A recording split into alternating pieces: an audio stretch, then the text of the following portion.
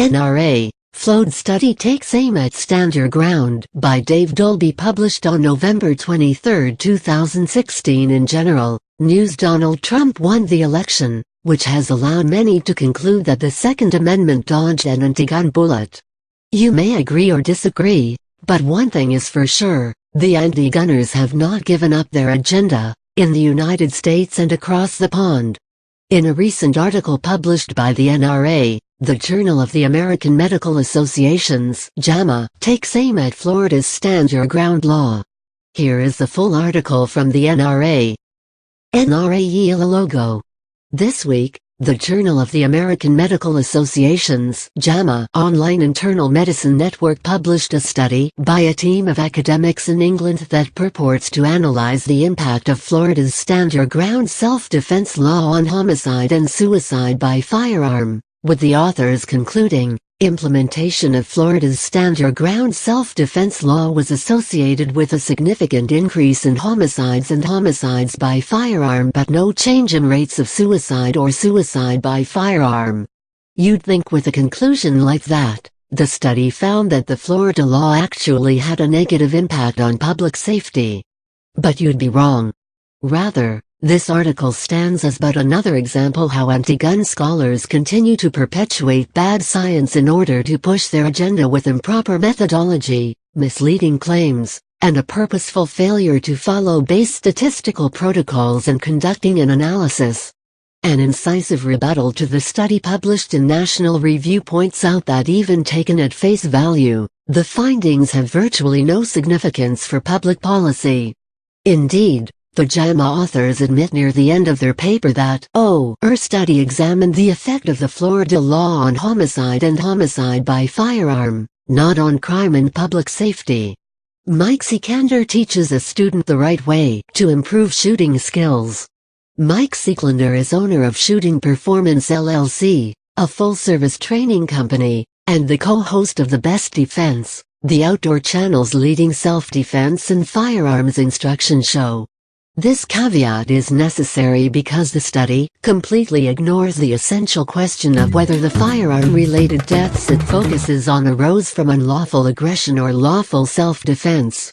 The whole point of the Stand Your Ground law, of course, is to give innocent people who are threatened by unlawful violence another possible option in determining how to safely respond.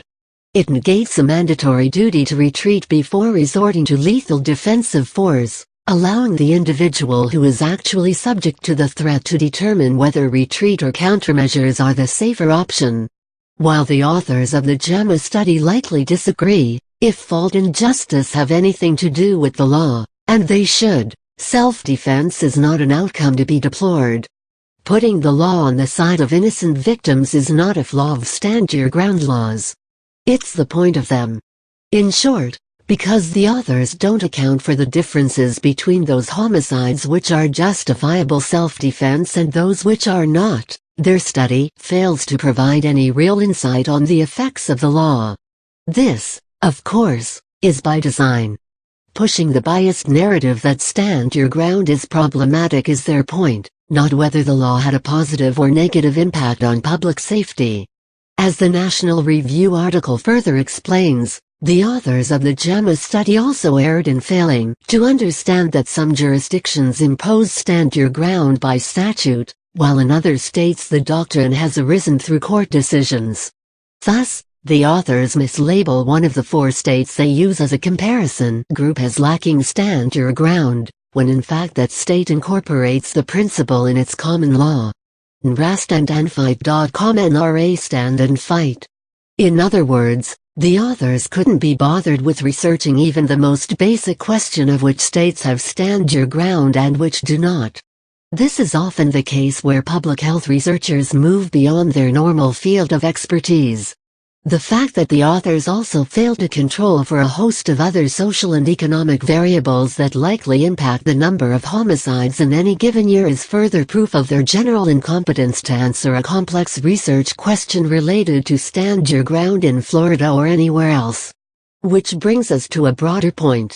A popular myth pushed by the media is that the NRA somehow exercises a stranglehold on scientific inquiry into the causes and cures for violence committed with firearms. That's not true, and it couldn't be true. Academic researchers are free to study whatever they want. And private entities can fund whatever research they want. Even governmental entities can fund or conduct research related to violence committed with firearms. And they do.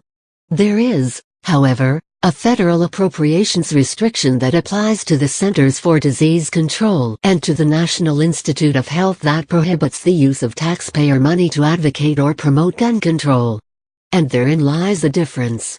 The funding restriction arose from the fact that it was the stated intention of certain CDC officials during the 1990s to systematically build the case that owning firearms causes deaths and to convince Americans that guns are, first and foremost, a public health menace. In other words, the officials did not approach the subject in the spirit of open-minded scientific inquiry. Rather, they hoped to use the veneer of science and government to discover answers through research that were preordained by their politics. That bias applies to such research efforts is not NRA's fault. It's the fault of an academic community whose research output has repeatedly been exposed as shoddy and haphazard at best and transparently agenda-driven at worst. Like the media itself, public health researchers have sullied their own reputations and earned the skepticism of the gun-owning community and the larger community of critical thinkers.